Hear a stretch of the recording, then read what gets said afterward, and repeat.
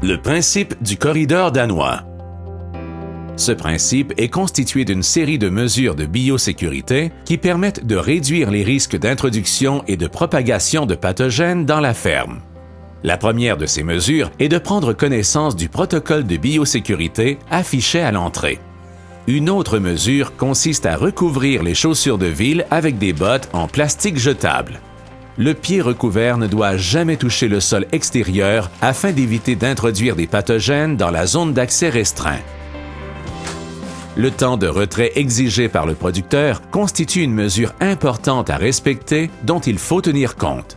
Si un visiteur n'est pas en mesure de respecter ce temps de retrait, le producteur doit privilégier la protection de son site et refuser l'accès aux visiteurs à moins que des mesures de biosécurité supplémentaires soient appliquées. Les objets tels que cellulaires, montres, bijoux ou autres accessoires doivent demeurer dans la zone sale.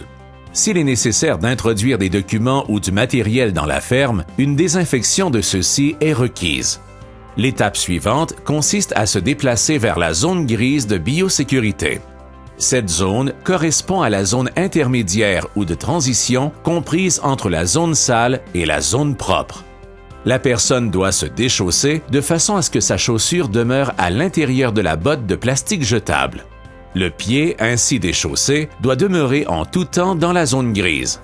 Une autre mesure essentielle pour éviter l'introduction de pathogènes consiste à bien laver, savonner, rincer et sécher les mains et les avant-bras.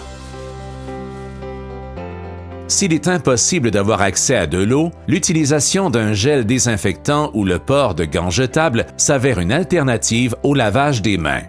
Dans l'éventualité où des mesures préventives supplémentaires soient nécessaires, le port du masque ou du bonnet peut être recommandé.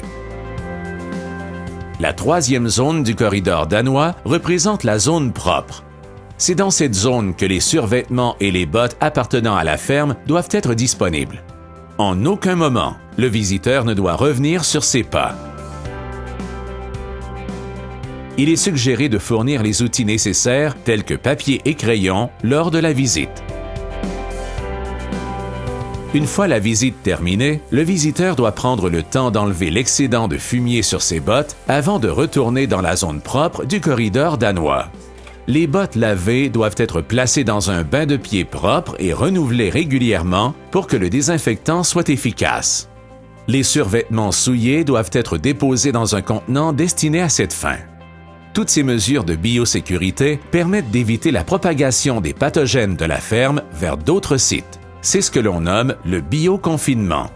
Il est donc nécessaire de suivre la même série de mesures effectuées lors de l'arrivée à la ferme, incluant le lavage des mains, le port de bottes de plastique jetables et le respect des zones de biosécurité du corridor danois.